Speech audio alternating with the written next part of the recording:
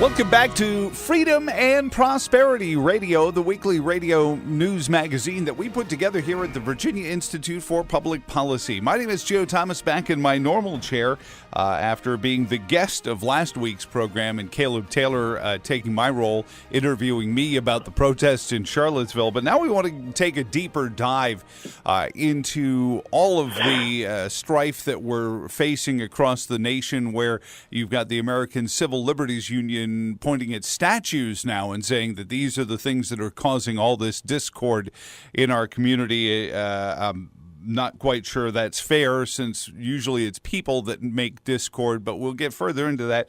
Our first guest, Director of Content for the Foundation for Economic Education and good friend of the program. Not the first time he's graced these airwaves. He is the great Jeffrey Tucker. Last time I saw you, Jeffrey, you were being feted as one of the 100 great libertarians of all time at Freedom Fest this past year. And good to hear from you again. How are you doing, sir?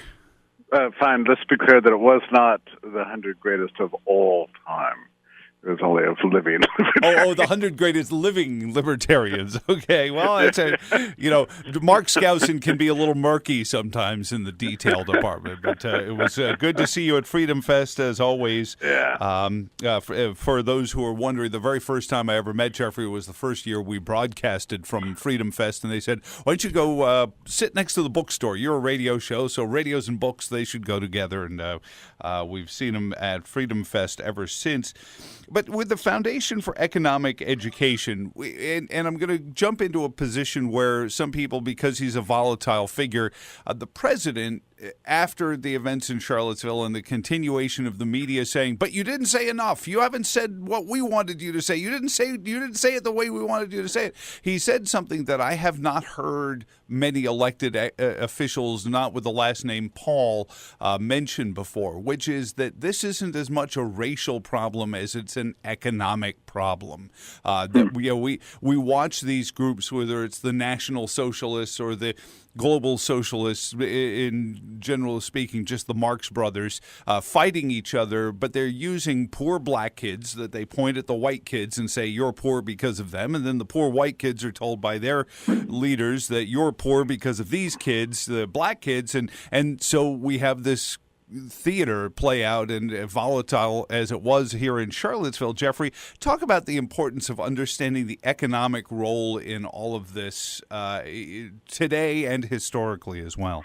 Right. I mean, it's all about scapegoating somebody else for what you perceive as your problems. And if you have an ideological perspective that's about warfare, your gain comes at my expense, then of course you're ready to protest and denounce and even kill, And it's fascinating to me to see the extent to which the views of the alt-right and the alt-left are parallel. They have different emphasis and different sort of cultural tones, but basically their economics are the same.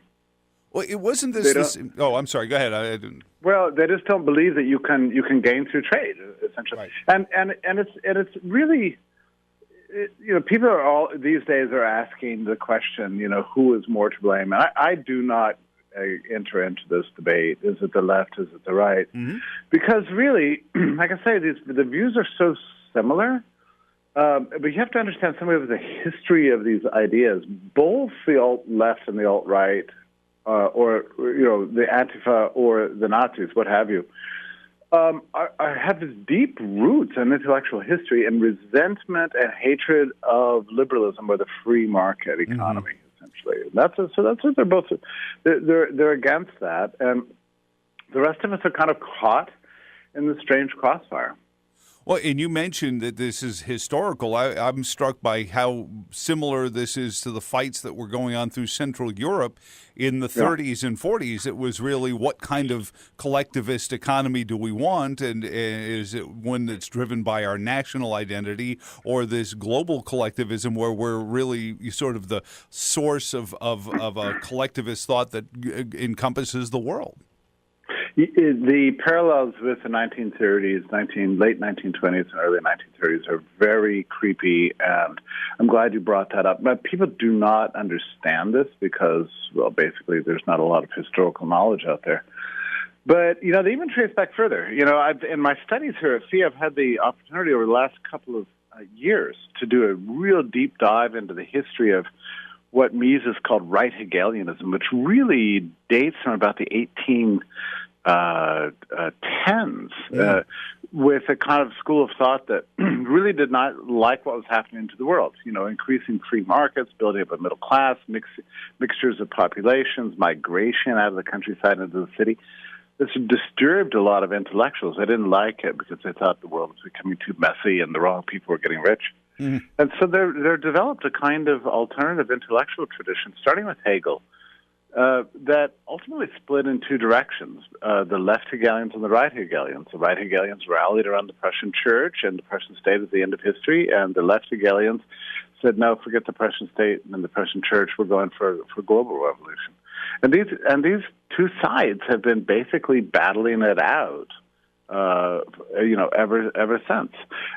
It's only a little surprising that we'd be dealing with this in the 21st century, where we're so surrounded by evidence of the beauty of markets and the beauty of technology and entrepreneurship. I mean, we live and breathe this stuff every day. We see how capitalism and free markets really work to bring people together, bring peace and prosperity to everybody.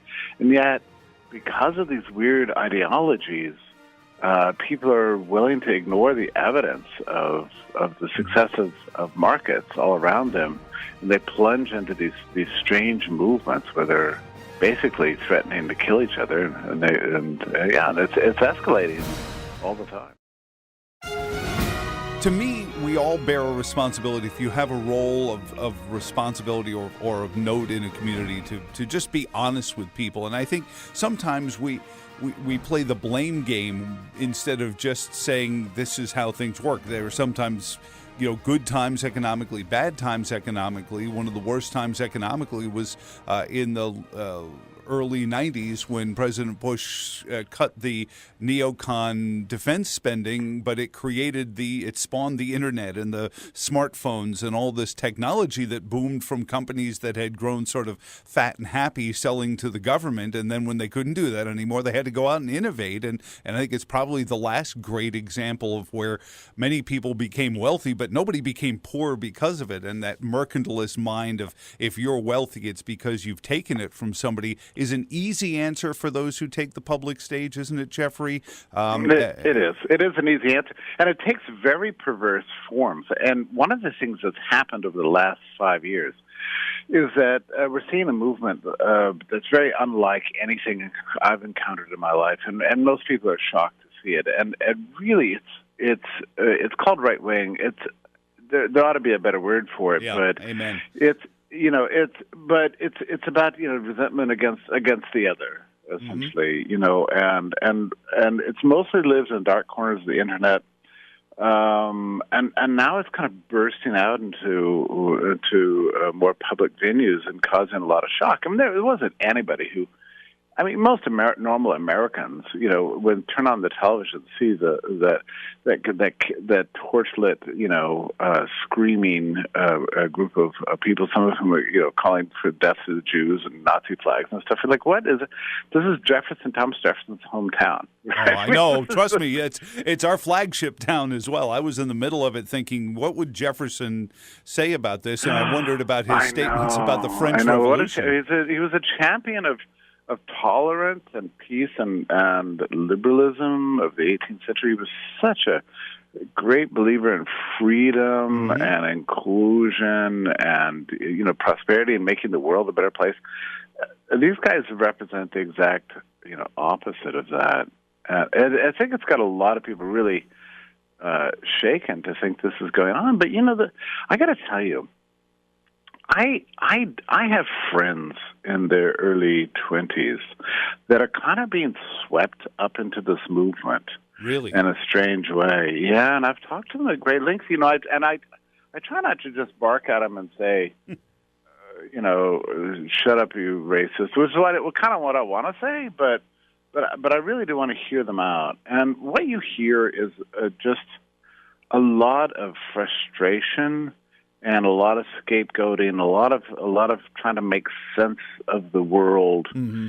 By grasping at what they think are sort of suppressed truths in a way, and they're enormously misguided. But they what happens for these internet boys is that they get into their little circles of opinion bubbles and their social channels and on their internet forums and things like that, and they're being told a lot of things about history, about biology, about sexuality. Actually, this is a major factor for a lot of these kids. I'm sorry to say, but it just really is. I mean, a lot of these movements began with men's rights movements, actually. Mm-hmm. But so there's sexual frustration. There's a lot of things that are coming together that are causing them to drift in this direction.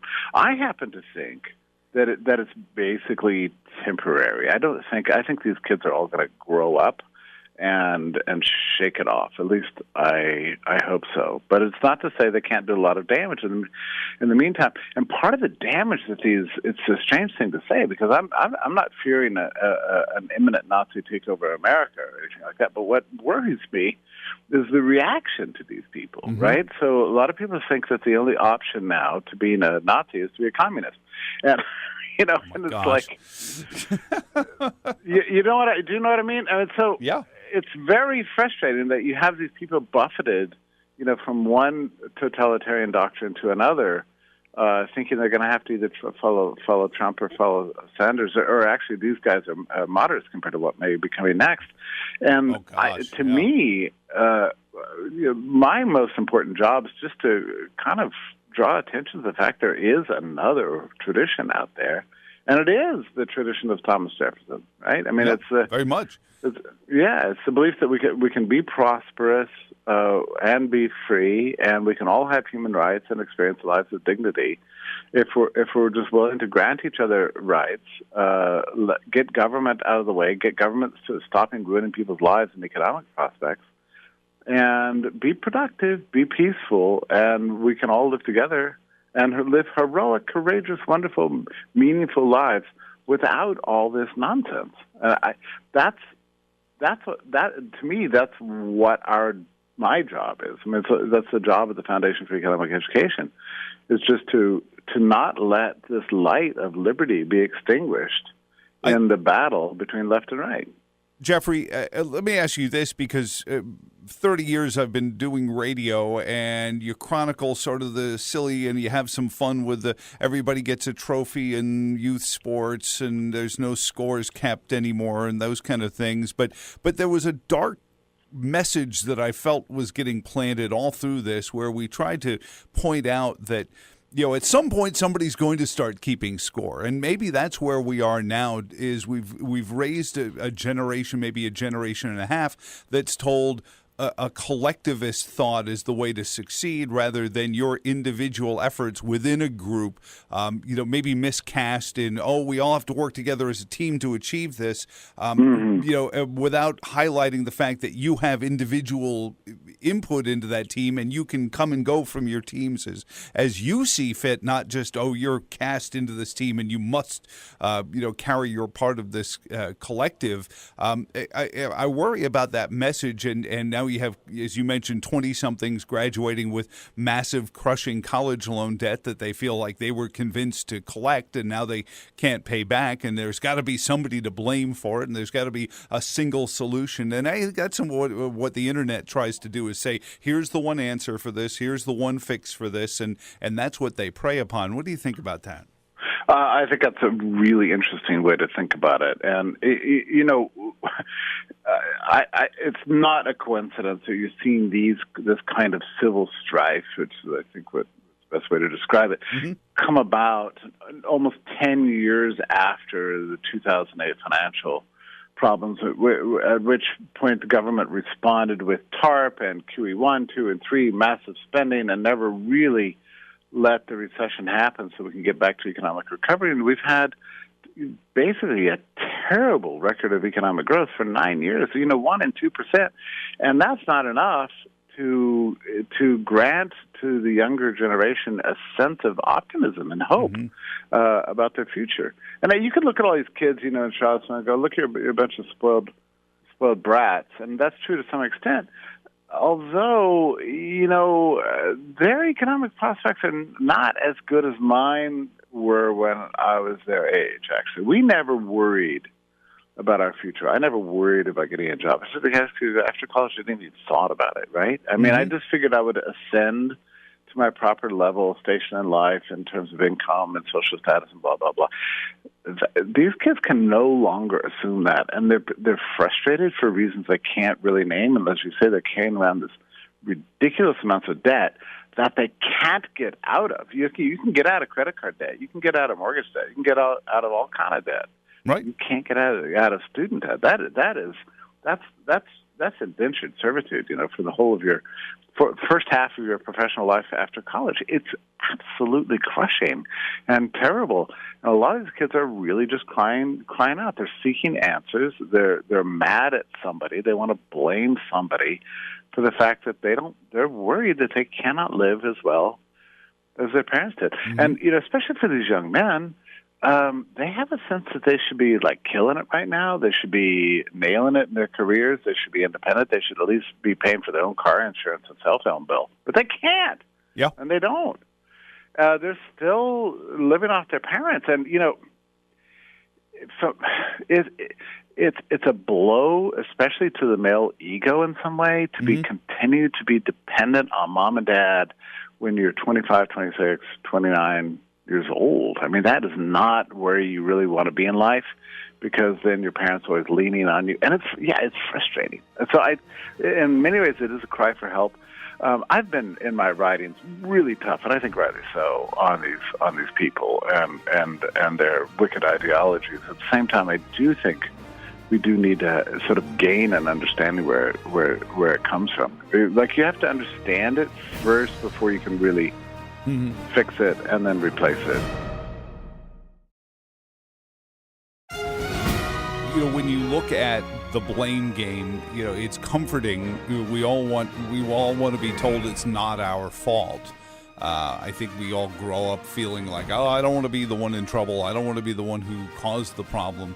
And I'm not saying that's the case in all of these young men and young women's debt, but to say somebody is wealthy because I'm poor, or I don't have as many opportunities because of this group, I think it creates a status for their leadership, almost the way 18th century France devolved, where there was a small group of people who gained position out of convincing the masses that they were poor because the king had maltreated them and had all their money, and that if they helped this guy to become the king, then everything would be great. And of course it wasn't, and we watched 25 years of revolution, a revolution that Jefferson said might be a really good thing, and I think he misunderstood it.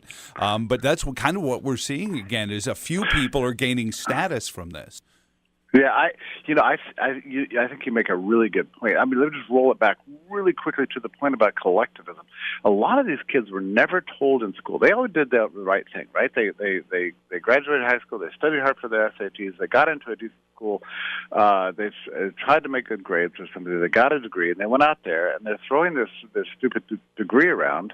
And what people are saying is, look, I'm sorry, but I need skills. I need experience. Mm-hmm. And what have you done? They're like, well, wait a minute. I did everything I was supposed to do. Right. It's true I never did the skills and experience thing, but I did everything else. And so what are you telling me? I've got to, I should have done something different, So, yeah, that's really frustrating. And there's another thing, too, that's going on here, and this gets to your most recent point concerning identity and what makes people mad. There's something that's really particularly oppressive about having people tell you that you don't deserve to succeed because you're the wrong race or the wrong gender identity. I mean, that just is really something that makes you really mad. Sure. I know that, when people hear, "Oh, I'm sorry to hear about the sad plight of white males in this country," all right? They're not exactly oppressed, and I more or less agree.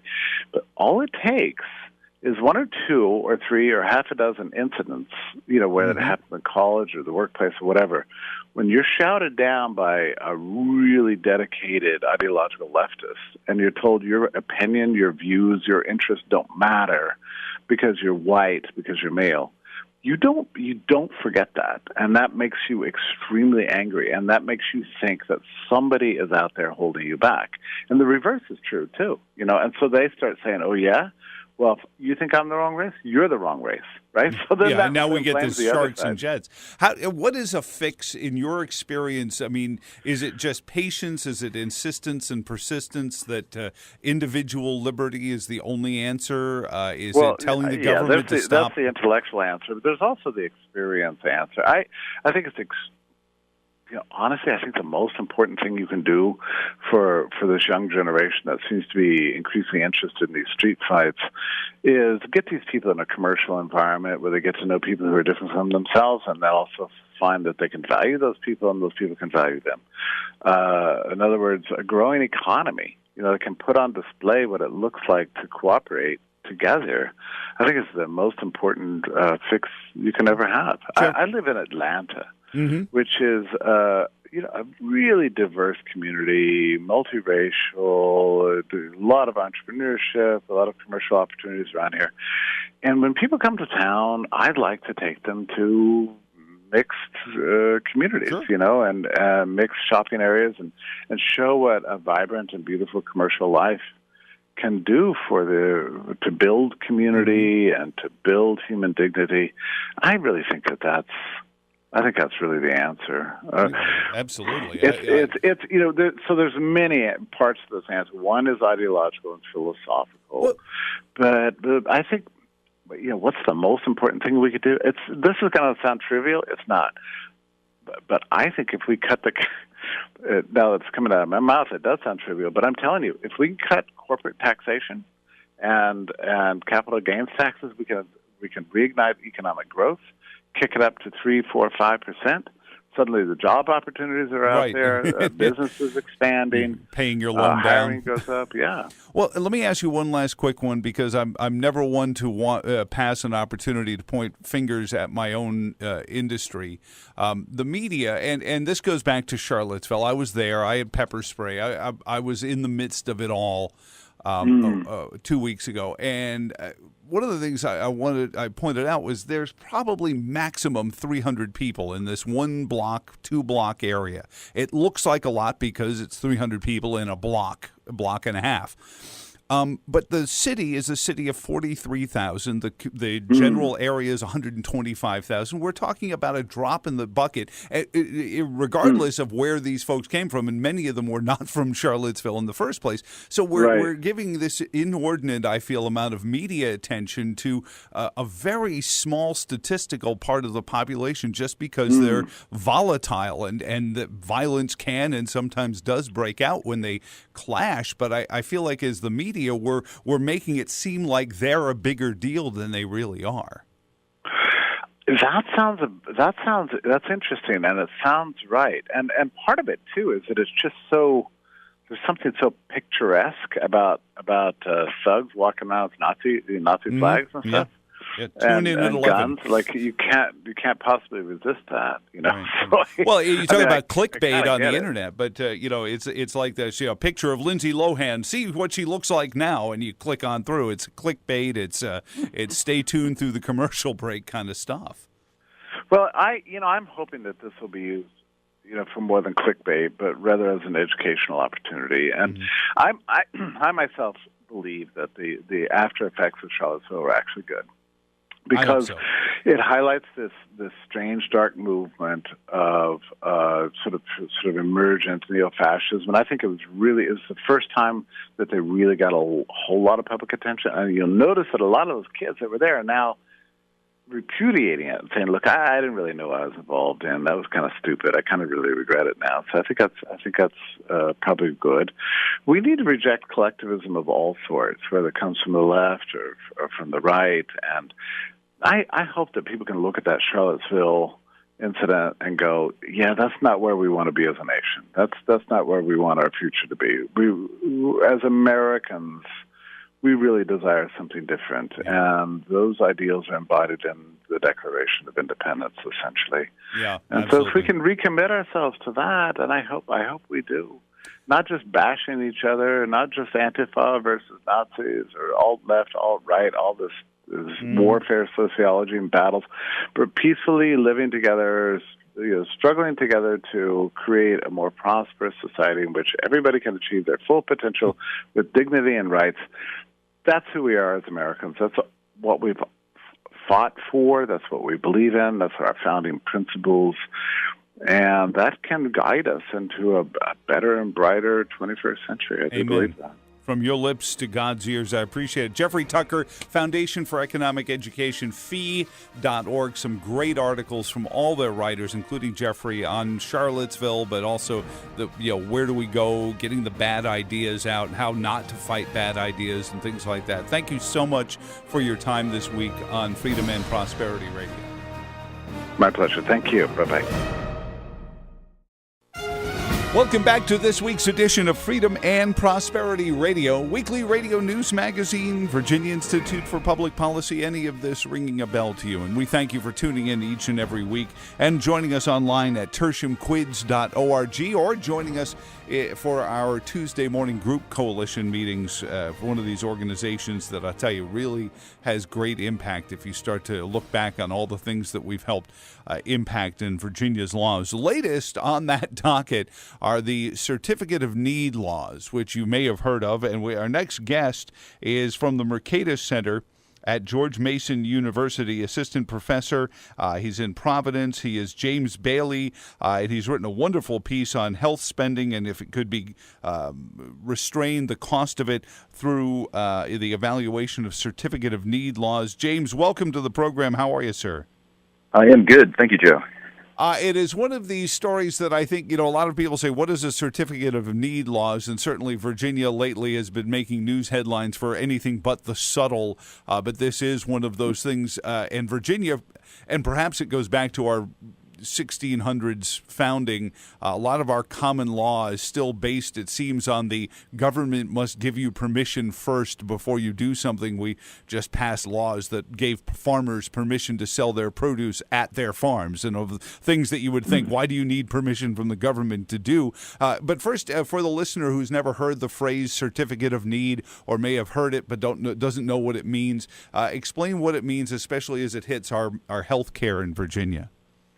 Right. So I myself hadn't heard of these until a few years ago. They are sort of lurking there in the background, but I think they do have a big influence on how healthcare ends up working. So this Certificate of Need law that Virginia, along with about 35 other states, have, it means that you basically need to get a permission slip from the government before you open a hospital or a nursing home or do a major expansion of your hospital to cover a new line of service that you didn't do before.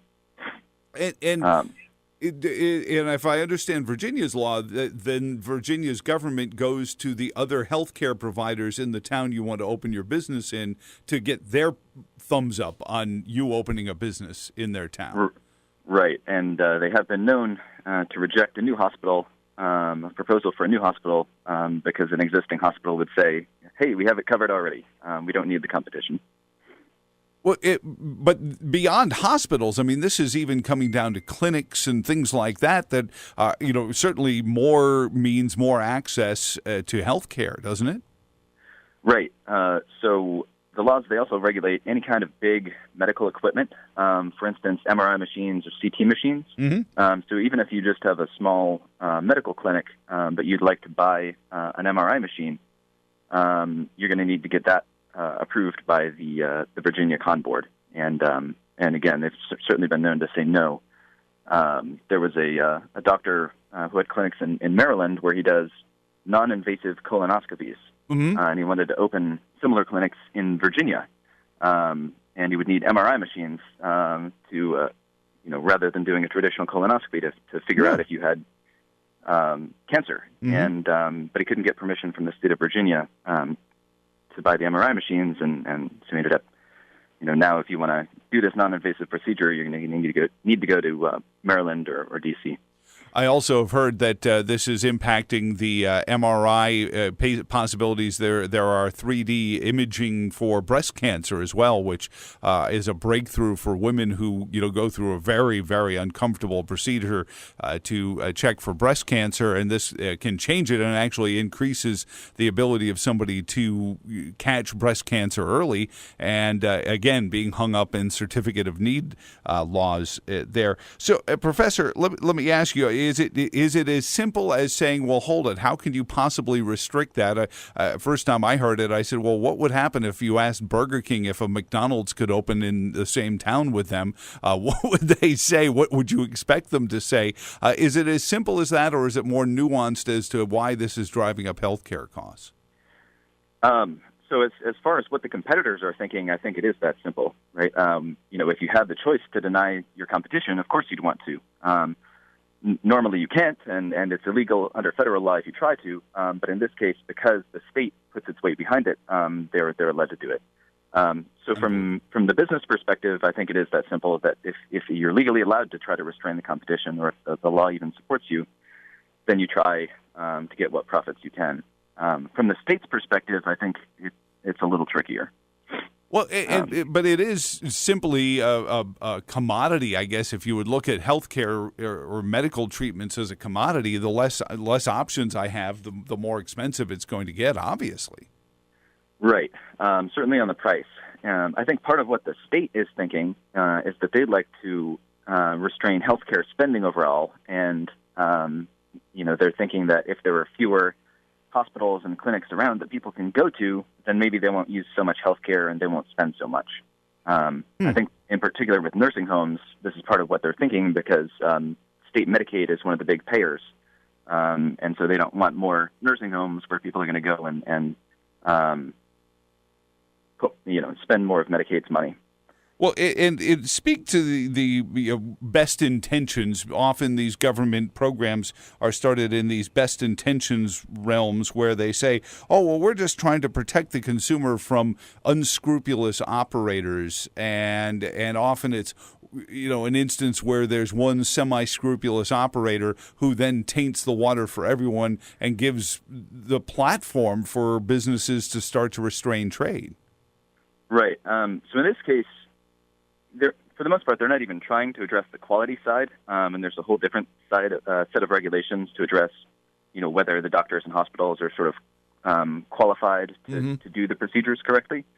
So I don't think there's really any justification on healthcare quality here. To give them credit, I think what the state is trying to do is to promote access to healthcare. And it's definitely a little paradoxical to try to promote access by making it harder to open new services.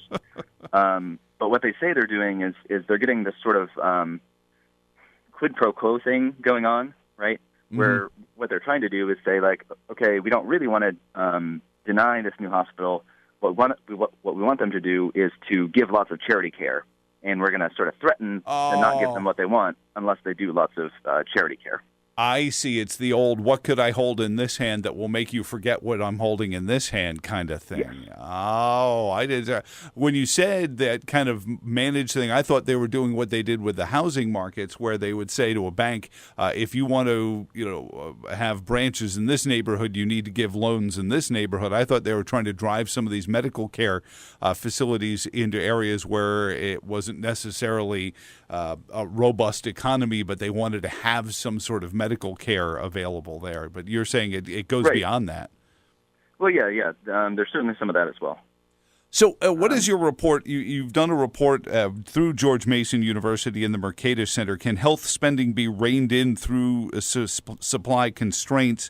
And what was your findings? What did you find as you went through this? I think we get a little impression in our conversation, but as you went through the data, talk about what you looked at and then what your findings were. Sure, thanks. So the big thing I was trying to do is that one of the biggest reasons why proponents of these laws, say we need them around is that they're going to reduce healthcare spending, which, as we know, is kind of increasing rapidly overall throughout the country. And, right.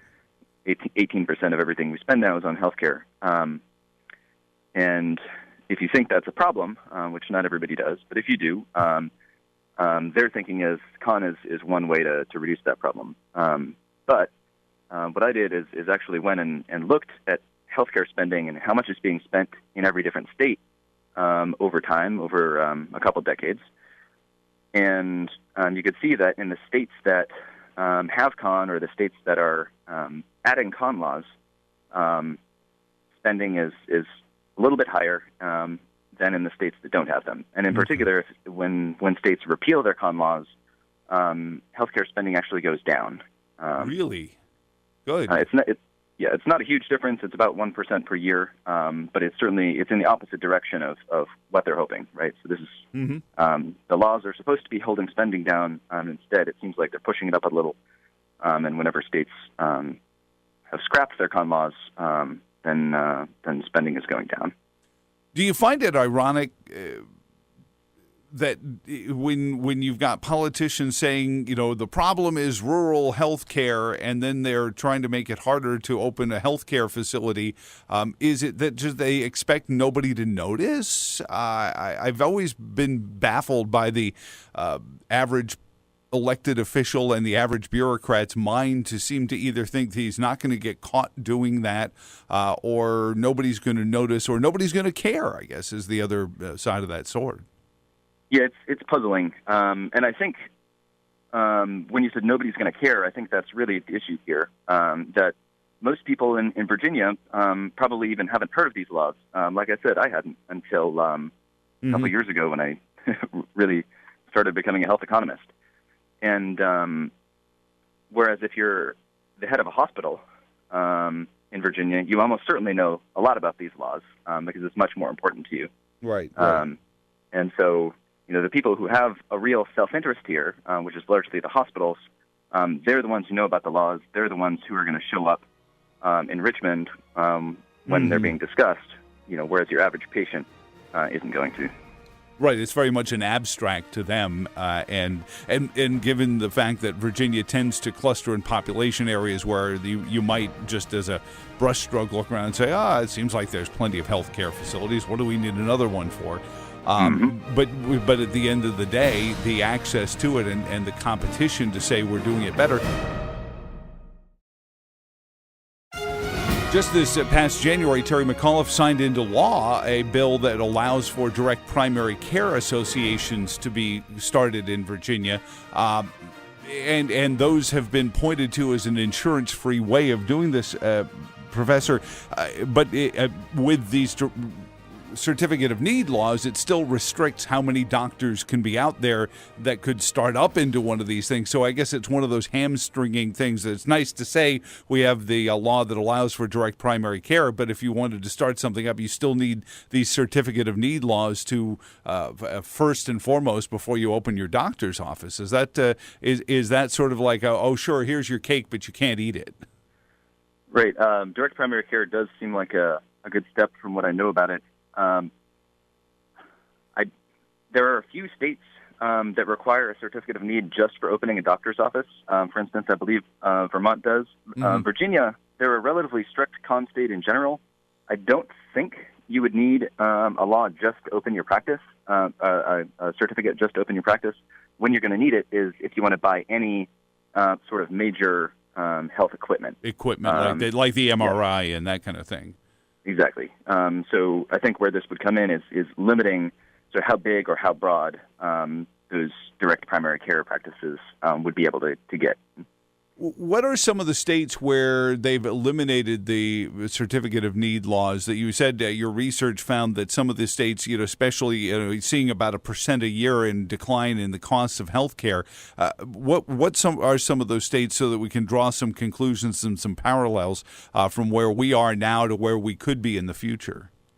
Right. So the quick history here is that back in the 1970s, back in the era of wage and price controls, certificate of need laws were started to be pushed by the federal government. So starting in 1974, they said every state has to have one of these, or we're going to pull your Medicare funding. Oh, yes, familiar sound. Right, and then in the by the late 1980s, in the Reagan era, the federal government sort of backed off on this and said, like, yeah, we don't think these laws are working. States, you can repeal them if you want. We're just not going to push you either way. And since then, 15 states have taken the opportunity to repeal them. Most of the sort of west of the country has repealed them. In the East Coast, they're still hanging on pretty strong. Pennsylvania would be the biggest state that repealed back in 1996. And then just last year, New Hampshire repealed theirs. I find that interesting. Pennsylvania, I've lived in Pennsylvania several times, and it seems like access to health care is quite a bit more prevalent in Pennsylvania than a lot of places I've lived, and now that makes sense for me. Right, including in relatively rural areas with Geisinger. There was a huge boom in hospital building in Pennsylvania after that repeal, and it was largely concentrated in rural areas as well as in the suburbs. Mm-hmm. Well, and you see the access then for the rural communities to get health care.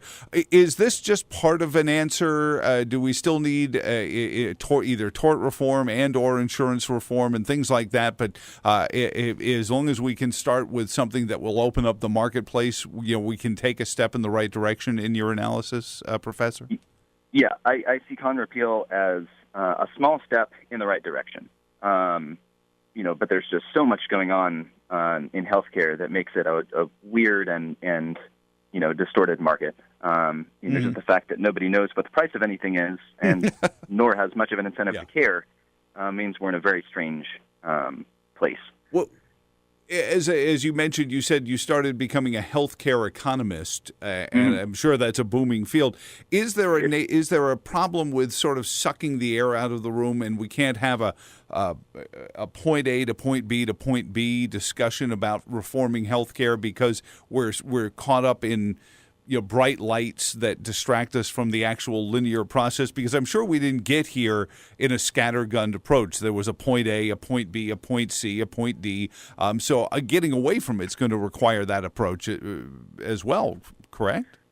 Right. I think we've been sort of chasing after a lot of red herrings.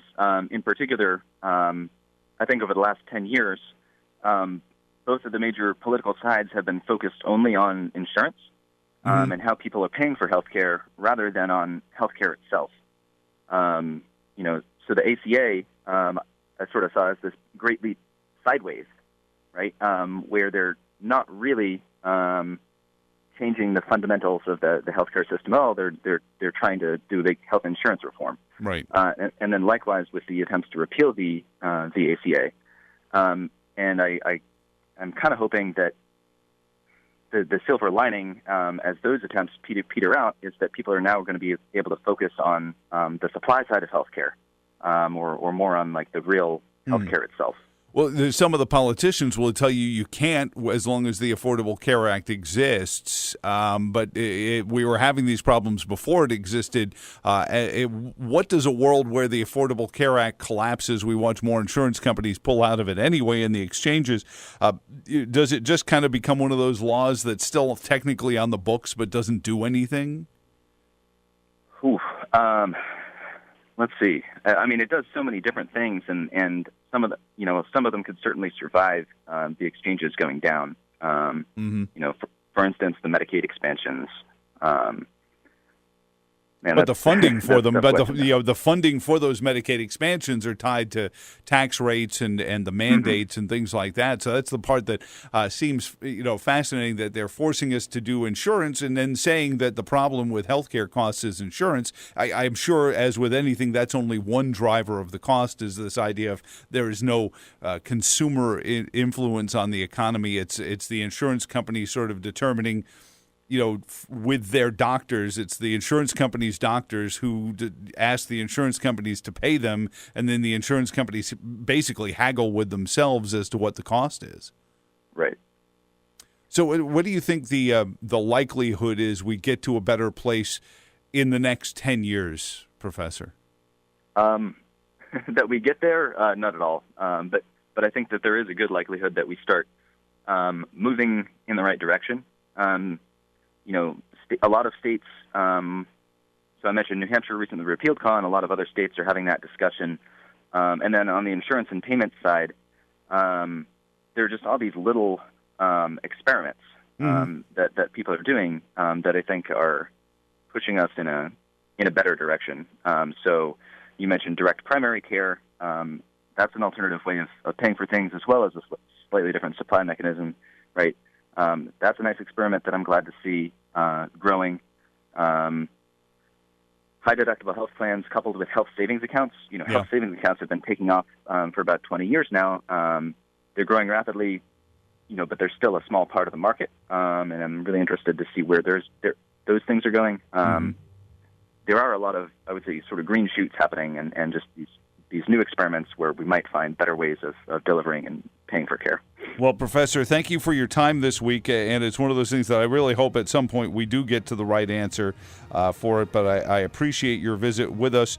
He is from Providence University, James Bailey, and he's written for the Mercatus Center. Find it at mercatus.org. Thank you so much, sir, and have a wonderful weekend. Yeah, you too. Thank you, Joe. And thank you for listening. For all of us here at the Virginia Institute for Public Policy, I'm Joe Thomas. So long, and thanks for all the fish.